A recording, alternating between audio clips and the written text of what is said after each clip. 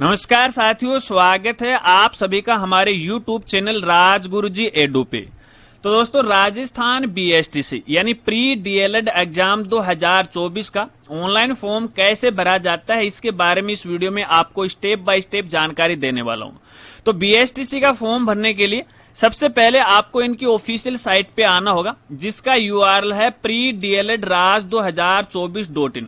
जैसे आप इनकी साइट पे आओगे, इस तरह का इंटरफेस आपको दिखाई देगा। यदि आपको इनकी साइट पर पहुंचने में किसी प्रकार की कोई समस्या आ रही है, क्योंकि यदि आप गूगल पे जाके लिखोगे प्री डीएलएड एग्जाम 2024 या बीएसटीसी एग्जाम 2024, तो इनकी साइट का लिंक आपको दूर दूर तक कहीं पर भी देखने को नहीं मिलेगा।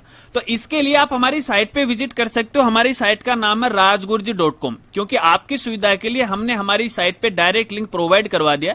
जैसे हमारी साइट के होम पेज पे आओगे, थोड़ा सा आपको यहाँ पे नीचे आना है। नीचे आने के बाद यहाँ पे देखिए आपको डायरेक्ट लिंक है वो मिल जाता है, क्लिक करना है। इस तरह से एक नया पेज ओपन हो जाएगा। यहाँ पे कई प्रकार के लिंक दिए गए हैं, किसी एक लिंक पे आपको क्लिक करना, डायरेक्ट आप इसी साइट पे आ जाओगे। अब यहाँ पर आने के बाद यहाँ पे देखिए आपको लिंक मिल जाता है फॉर्म 2024। आपको इसी लिंक पे क्लिक करना है। जैसे इस लिंक पे आप क्लिक करोगे तो यहाँ पे देखिए लास्ट में आपको न्यू रजिस्ट्रेशन का ऑप्शन मिलेगा। इस वाले ऑप्शन पे आपको यहाँ पे क्लिक करना है। क्लिक करने के बाद इस तरह से फॉर्म है वो ओपन हो जाएगा। अब इस फॉर्म में सबसे पहले जो भी आपका होम राज्य है वो आपको यहाँ से सिलेक्ट करना है, जो भी आप पे लागू होता है। तो मैं राजस्थान को सिलेक्ट कर रहा हूँ। इसके बाद यहाँ पे आपका जो गृह जिला है वो आपको यहाँ पे सिलेक्ट करना है। इसके बाद आपको एग्जाम सिटी भरनी है। ये दो चॉइस आपको यहाँ पे भरना पड़ेगा। पहली चॉइस आपको यहाँ पे भरनी है, दूसरी चॉइस आपको यहाँ पे भरनी। आपकी मर्जी से आप यहाँ पे कोई भी भर सकते हो। इसके बाद आगे यहाँ पे कैंडिडेट की इंफॉर्मेशन आपको यहाँ पे भरना पड़ेगा। यहाँ पे देखिए कैंडिडेट का नाम, माता पिता का नाम की स्पेलिंग डीओबी है। ये कैंडिडेट की 10वीं की जो मार्कशीट है सेम की सेम वैसे ही आपको यहाँ पे भरना है। गलत मत कर देना, क्योंकि गलत कर दोगे तो आगे बाद में आप इसमें करेक्शन नहीं कर पाओगे। करेक्शन करोगे तो संबंधित विभाग आगे आपसे पैसे भी ले सकता है।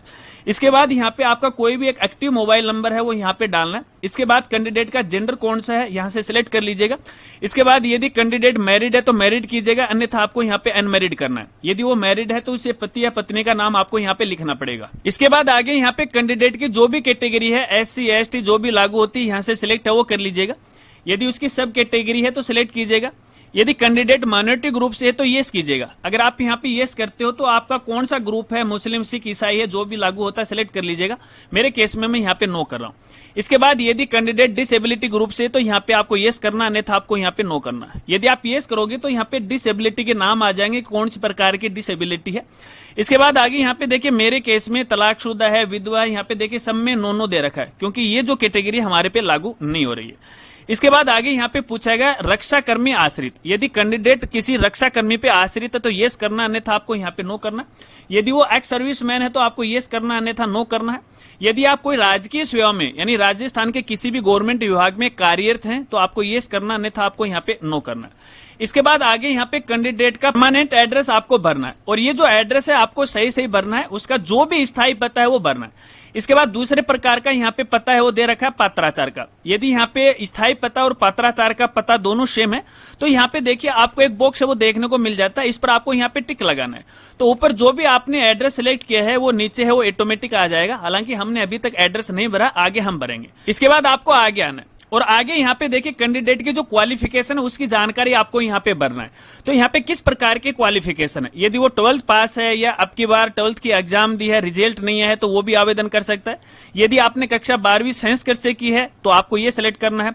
वरिष्ठ उपाध्याय से की है तो आपको ये सिलेक्ट करना है। मेरे केस में मैं ये कर रहा हूँ, ठीक है। चलिए इसके बाद यहाँ पे देखिए अलग भाषा की जानकारी आपको देनी पड़ेगी। तो क्या आप ये जो फॉर्म है अलग भाषा के लिए आवेदन करना चाहते हो, तो आपको ये नो में जवाब देना है। तो मेरे केस में मैं यहाँ पे नो कर रहा हूँ, लेकिन यहाँ पे मैं आपको बताना चाहूंगा, देखिए आपको अलग भाषा में नहीं करना चाहिए। जैसे उर्दू है, गुजराती है, जैसे मान लेते हैं अपन यहाँ पे यस करते हैं तो यस करने के बाद यहाँ पे देखिए अलग भाषा आपको देखने को मिलेगी, उर्दू, पंजाबी, सिंधी, गुजराती। तो कुछ एक कॉलेज ऐसी होती है जो इन भाषाओं की होती है, तो नॉर्मली जो कैंडिडेट है उनको यहाँ पे वो नो करना चाहिए। चलिए इसके बाद यहाँ पे कोर्स अप्लाई के बारे में पूछा गया है। तो आप किस प्रकार की ये बीएसटीसी करना चाहते हैं। जनरल वाली है तो आपको ये सिलेक्ट करना है। अगर आप संस्कृत वाली करना चाहते हो तो इस पे आपको यहाँ पे सिलेक्ट करना है, ठीक है। अगर आप बोथ करना चाहते हो तो ये करना है। लेकिन दोस्तों आपको मैं यहाँ पे बताना चाहूंगा, जो सामान्य कैंडिडेट होता है उसको जनरल ही सिलेक्ट करना है। यहाँ पे संस्कृत का मतलब ये है कि यहाँ पे आपने कक्षा 12वीं या तो संस्कृत से या फिर वरिष्ठ उपाध्याय से की है तो आप यहाँ संस्कृत के लिए अप्लाई कर सकते हैं। और यहाँ पे देखिए लास्ट में बोथ दे रखा है, तो बोथ भी कर सकते हैं। यदि आपने यहाँ पे संस्कृत कक्षा 12वीं से की है तो ये आप पे लागू होगा, अन्यथा आपको यहाँ पे जनरल वाला ही सिलेक्ट करना है। चलिए इसके बाद आपको एकेडमिक जानकारी वो देनी है। सबसे पहले आपको यहाँ पे देखिए कक्षा 10वीं की जानकारी आपको देनी पड़ेगी। तो 10वीं की जो कक्षा है आपने कौन से बोर्ड से पास की, वो बोर्ड सेलेक्ट आपको करना है। कौन से साल में किए, साल लिखिएगा। मैक्सिमम मार्क कितने वो यहाँ पे आपको टाइप करने हैं। आपने कितने अंक प्राप्त किए हैं वो अंक आपको यहाँ पे लिखने। जैसे टोटल जो मार्क था वो ये था और यहाँ पे कैंडिडेट के इतने नंबर आ गए, तो यहाँ पे देखिए टोटल परसेंटेज है ऑटोमेटिक है वो दिखा देगा।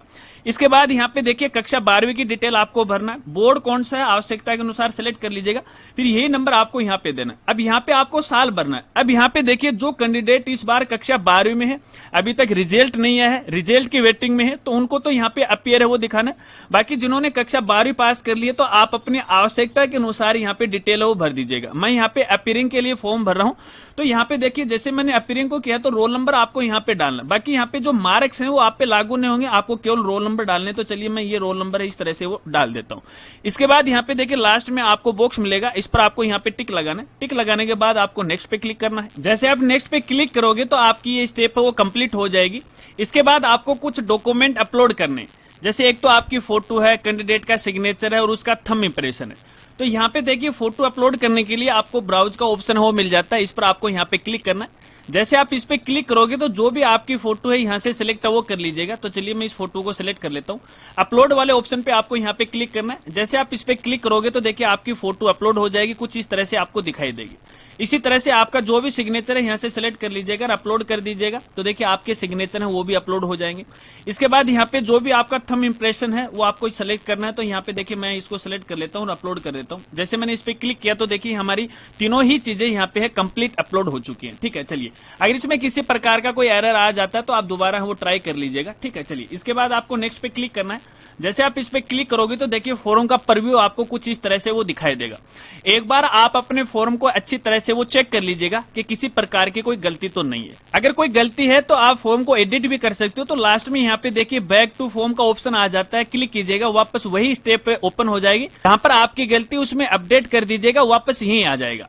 अब यहाँ पर आने के बाद आपको यहाँ पे देखिए आवेदन शुल्क वो जमा करवाना पड़ेगा और आवेदन शुल्क के लिए लास्ट में आपको प्रोसीड फॉर पेमेंट वाले ऑप्शन पे क्लिक करना है। जैसे आप इस पे क्लिक करोगे तो देखिए आपको ये पेमेंट गेटवे पे है वो लेके जाएगा, तो आपको कुछ इस तरह से वो नजर आएगा। अब यहाँ पे देखिए आप जो पेमेंट है वो कई तरीके से कर सकते हैं। क्यूआर कोड के द्वारा भी कर सकते हैं, यूपीआई आईडी के द्वारा भी कर सकते हैं, यानी यदि आपके पास फोन पे, गूगल पे वगैरह वगैरह है तो उसकी मदद से आप कर सकते हैं। यदि आपके पास कोई कार्ड है, क्रेडिट कार्ड है, उसके द्वारा भी आप कर सकते हैं, नेट बैंकिंग के द्वारा भी कर सकते हैं। लेकिन दोस्तों यहाँ पे मेरे देखने में आया कि यहाँ पे जो यूपीआई आईडी का अपन काम में लेते हैं या यूज में लेते हैं तो कई बार प्रॉब्लम आ जाती है, पैसा तो कट जाता है लेकिन फॉर्म है वो फाइनल सबमिट नहीं होता है। तो ऐसे में यदि आपके पास नेट बैंकिंग है किसी भी बैंक की तो उसको आप यूज कीजिएगा। अगर नहीं है तो आप क्यूआर या यूपीआई आईडी की मदद से है आप अपना पेमेंट कर सकते हो। तो यहाँ से देखिए क्यूआर कोड है, 100 पे क्लिक कीजिएगा और क्यूआर कोड को स्कैन कर लीजिएगा अपने मोबाइल ऐप को ओपन करके है और उसके अंदर पेमेंट कर दीजिएगा, तो स्टेप है वो कंप्लीट हो जाएगी। तो मैं यहाँ पे देखिए नेट बैंकिंग को सिलेक्ट कर रहा हूँ और हमारा ये बैंक है इसको मैं सिलेक्ट कर रहा हूँ। पे नाउ वाले ऑप्शन पे आपको यहाँ पे क्लिक करना है। जैसे आप इस पे क्लिक करोगे तो देखिए पेमेंट की आगे की प्रोसेस आएगी। अलग अलग पेमेंट गेटवे के लिए प्रोसेस की डिजाइन है वो अलग अलग हो सकती है। तो यहाँ पे देखिए हमारी नेट बैंकिंग है वो आ चुकी है। हम यहाँ पे यूजर आईडी डालेंगे, पासवर्ड डालेंगे तो अपना अमाउंट है बैंक से वो कट जाएगा। जैसे बैंक से हमारा पेमेंट सक्सेसफुली हो जाएगा, सक्सेसफुली होने के बाद यहाँ पे देखिए हमारा जो फॉर्म है वो फाइनल प्रिंट होने की स्थिति में आ जाएगा। कई बार यहाँ पे देखिए पेमेंट सक्सेसफुली नहीं हो पाता है तो इसके लिए आपको थोड़ा सा वेट करना है, तकरीबन 24 घंटे का आपको वेट करना है। और 24 घंटे के बाद यहाँ पे देखिए एक फॉर्म नंबर दिया होता है जो कि शुरुआत में आपने देखा होगा, तो वो फॉर्म नंबर है, आप जरूर उसका स्क्रीनशॉट है वो लेके जरूर रखिएगा एप्लीकेशन नंबर का, क्योंकि इसकी आपको बाद में आवश्यकता पड़ने वाली। मैं आगे यहाँ पे पेमेंट नहीं कर रहा हूँ क्योंकि आपके लिए डेमो वीडियो है, लेकिन आगे की प्रोसेस मैं आपको बता देता हूँ अगर आपके सामने भी इस प्रकार की कोई समस्या आ जाती है। अब यहाँ पे फोन नंबर आपको नहीं मिल रहे हैं तो यहाँ पे देखिए शुरुआत के अंदर ही फाइंड फॉर्म नंबर आ रखा है, ठीक है। इस पर आपको यहाँ पे क्लिक करना है। जैसे आप इस पे क्लिक करोगे कैंडिडेट का नाम आपको डालना है, फादर का नाम, मोबाइल नंबर वगैरह वगैरह डालना है, तो आपके फॉर्म नंबर आपको यहाँ पे वो दिखाई देंगे। और इसके अलावा यहाँ पे देखिए आप अपना फॉर्म है रीप्रिंट करना चाहते हो, आपने पेमेंट के समय फॉर्म प्रिंट नहीं किया या पेमेंट में किसी प्रकार की कोई दिक्कत आ गई तो बाद में भी आप अपना फॉर्म है वो प्रिंट कर सकते हो। तो यहाँ पे देखिए ऑप्शन दे रखा है रीप्रिंट वाला, इस वाले ऑप्शन पे आपको यहाँ पे क्लिक करना है, बस बेसिक सी अपनी डिटेल डालना है, प्रोसीड पे क्लिक करना है तो आपका फॉर्म आपके सामने आ जाएगा यदि आप सही सही डिटेल डालते हो। इसके अलावा यहाँ पे देखिए कई बार हमारा पेमेंट फंस जाता है, तो आप अपने पेमेंट का वेरिफिकेशन भी कर सकते हो, और इसके लिए यहाँ पे देखिए पेमेंट स्टेटस आ रखा है। ये केवल ऐसे कैंडिडेट के लिए है जो खुद की नेट बैंकिंग को या फिर यूपीआई है, फोन पे, गूगल पे की मदद से पेमेंट करते हैं, केवल उन्हीं के लिए। अगर ई मित्र वाले साथी हैं तो वो अपनी ई मित्र से उसका स्टेटस है वो चेक कर सकते, ये उनके लिए नहीं है। बिल्कुल साफ साफ इन्होंने लिखा हुआ है note for E Mitra payment, ठीक है ना।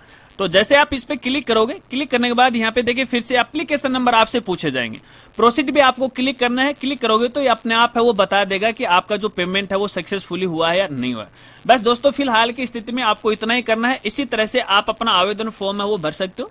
यदि फॉर्म भरते समय आपके सामने किसी प्रकार की कोई समस्या आ रही है, कोई दिक्कत आ रही है, तो आप वीडियो के नीचे कमेंट कर सकते हो। और पेमेंट से रिलेटेड अगर किसी प्रकार की कोई समस्या आ रही है तो देखिए यहाँ पे इनके हेल्पलाइन नंबर दे रखे हैं, किसी एक नंबर पे आपको फोन करना है तो आपकी समस्या का समाधान ऑन द सपोर्ट हो जाएगा। अगर वीडियो जानकारी आपको अच्छी लगी तो वीडियो को लाइक कीजिएगा, हो सके तो अपने दोस्तों के साथ वो जरूर शेयर कीजिएगा। अगर कोई सवाल है तो आप कमेंट कर सकते हैं। तो मिलते हैं फ्रेंड्स अगली एक नई वीडियो के साथ, तब तक के लिए जय हिंद, जय भारत।